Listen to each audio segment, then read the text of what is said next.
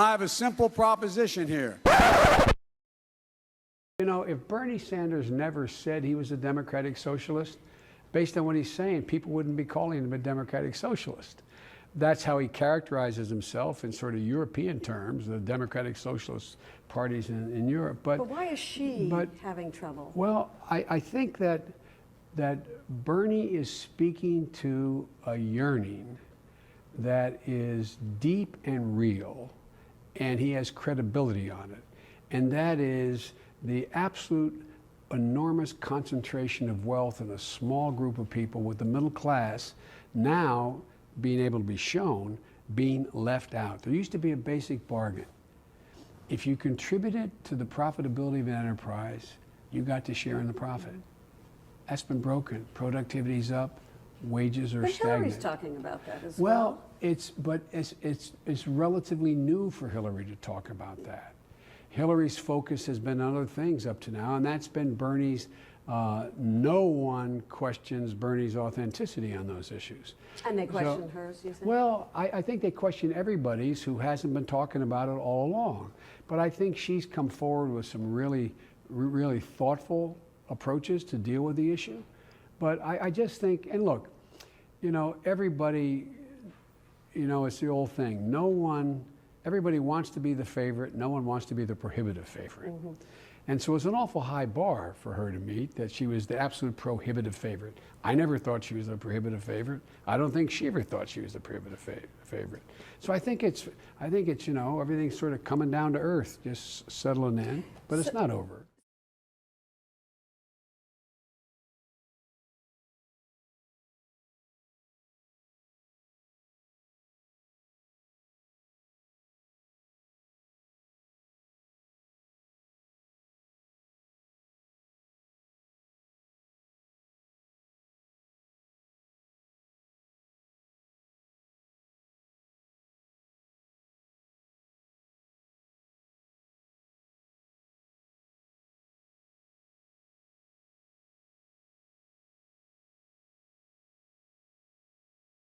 I'm here to ask you for your help. Where I come from, you don't get far unless you ask. My name's Joe Biden. I'm a Democratic candidate for the United States Senate. Look me over. If you like what you see, help out. If not, vote for the other guy. Give me a look, though, okay? That's all I've really got to say to you. I'm about... There are growing concerns among Democrats, Corinne, in terms of whether he's up for this. As Joe and I was just saying, that like the pace is only going to pick up. Like the campaign has largely, other than these debates, kept him out of a lot of big public moments in the public eye. What are you hearing in terms of Democrats' concerns about whether Joe Biden's simply up for the job? Yeah, I've heard that. I've heard that they don't know if he is going to be. This is the folks like in my circle, right? The folks who are doing this behind the scenes and wondering, can he do it if he becomes a nominee and he's up against Donald Trump. This was his opening statement. Well, look, the next president of the United States is going to have to do two things.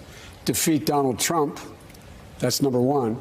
And number two, it's going to have to be able to go into states like Georgia and North Carolina and other places. One, that Donald Trump doesn't want me to be the nominee. That's pretty clear. He held up aid to make sure that, while at the same time innocent people in the Donbass are getting killed by Russian soldiers. Secondly, I found out that Vladimir Putin doesn't want me to be president. All right, so of course, Willie, he's struggling there. He's closing his eyes.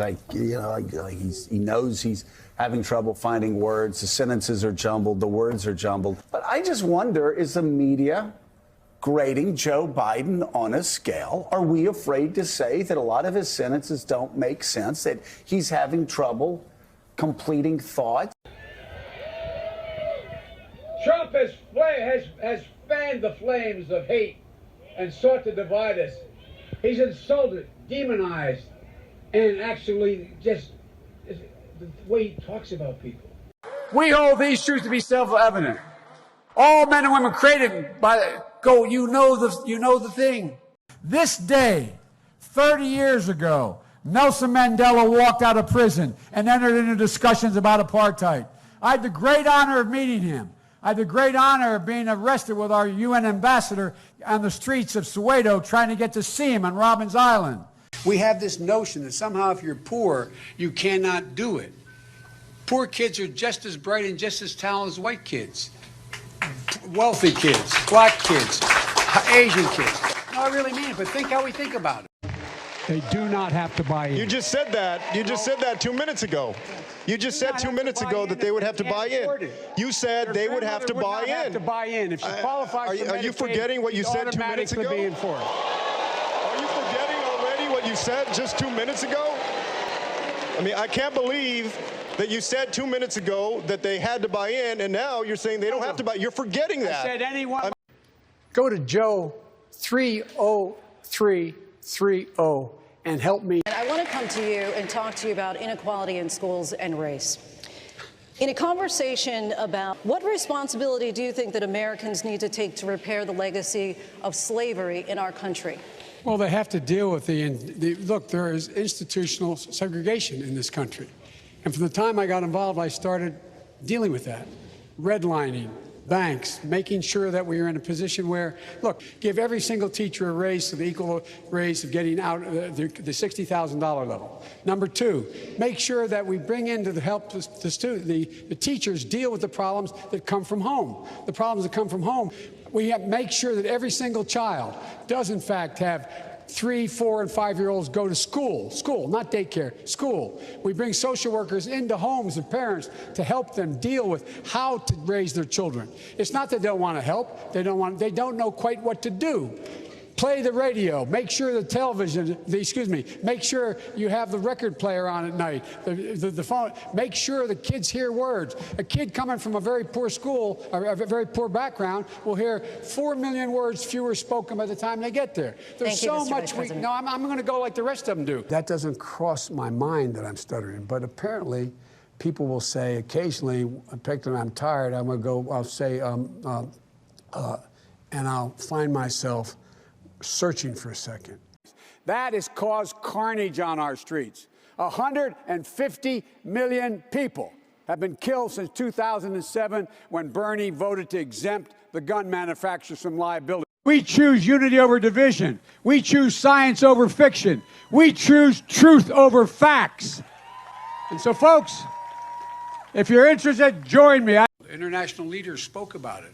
You had people like you had people like the former chairman and leader of the party in Germany. That are listening, and those that have respected you, but that were hurt by that, what do you say to them? I've heard your justification and you're explaining it, but you're saying to them you understand the feeling. I do understand the feeling. Look, as you know, Rev, you know about me in Delaware.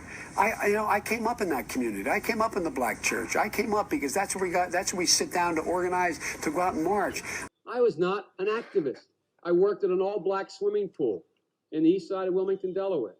I was involved. I was involved in what they were thinking, what they were feeling. I was involved, but I was not out marching. I was not down in Selma. I was not anywhere else. I was a suburbanite kid who got a dose of exposure to what was happening to black Americans. I watched what happened when the kids from Parkland marched up to, and I met with them, and then they went off to up on the hill when I was vice president. They went off the hill to go into those neighborhoods. All those congressmen were like, "No, I'm not here. I'm not here. Don't tell them I'm around." I watched what happened when those kids from Parkland came up to see me when I was vice president. Just like in my generation, when I got out of school, that when Bobby Kennedy and Dr. King had been assassinated in the 70s, late 70s, when I got engaged. One of the things I'm proudest of is getting past, getting moved, getting control of the Paris Climate Accord. I'm the guy that came back after meeting with Deng Xiaoping and making the case that I believe China would join if we put pressure on them. We've got almost 200 nations to join. The position I have is to increase the subsidies to get in the marketplace so that you don't pay any more than $1,000 in a copay if that occurs. And we should set up a system, which I propose, which I will if I'm elected president, that allows the folks at the folks at Health and the Health Department in the United States, HHS. Well, yesterday you said you accepted Bernie's apology, and now you're attacking him. Why are you doing that? Why wasn't his apology enough, Mr. Vice President? Right this way, sir. Why attack Sanders? Why? You're getting nervous, man. Just calm down. It's okay. Thank you guys You're selling access to the president just like he is. So you're a damn liar, man. That's not true. And no one has ever said that? No one has heard that? I see it on the TV. You see it on the TV. No, I know you do. And by the way, that's why I'm not sedentary. And you want to check my shape on, let's do push-ups together here, man. Let's run. Let's do whatever you want to do. Let's take the night Number two. Get your words straight, Jack. That's what I hear on MSNBC. You don't hear that on MSNBC. You did not hear that at all. What you heard, look, okay, I'm not going to get in an argument with you, man. Well, I don't want to. Well, yeah, you do, but look, here's the deal. Here's the deal.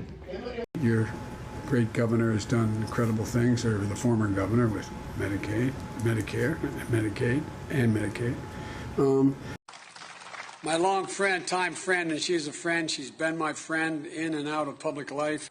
Wait to debate him on stage. I want people to see me standing next to him and him standing next to me.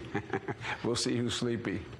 Mr. Vice President, thank you. Thanks for your time. Please come back in less than 13 years, sir. All right, Chuck. Thank you very much. All right. It's Chris, but anyway. Chris. I just did Chris.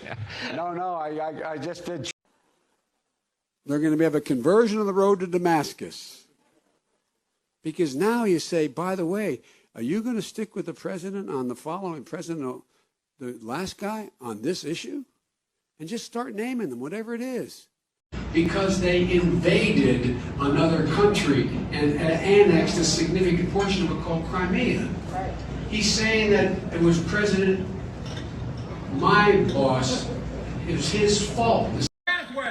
A pathway for 11 million citizens. If the other guy had voted for well, I don't should get into that. I won't get going.